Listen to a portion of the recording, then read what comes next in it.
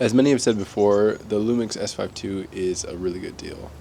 I work with primarily an FX3 at work, a Sony FX3, and I found that really the footage is comparable, if not better, than the FX3, excluding rolling shutter performance, which is definitely slower on the Lumix.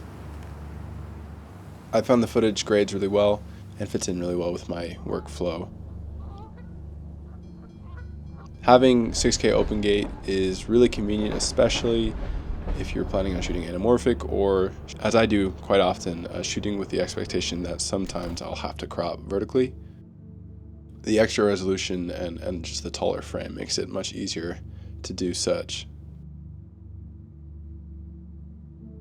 I found the ISO performance is quite good.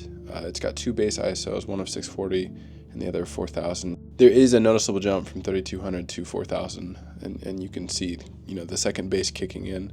I think it's usable up to 6400. I wouldn't necessarily go up to 12800, so it is not an FX3, I suppose, in that regard either.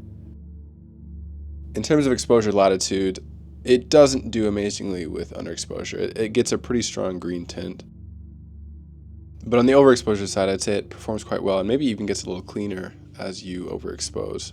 If you're interested in trying these files for yourself, please check them out on my website. I think it's really helpful to have actual files to play with before you commit to buying a camera. So those are accessible via the link in the description.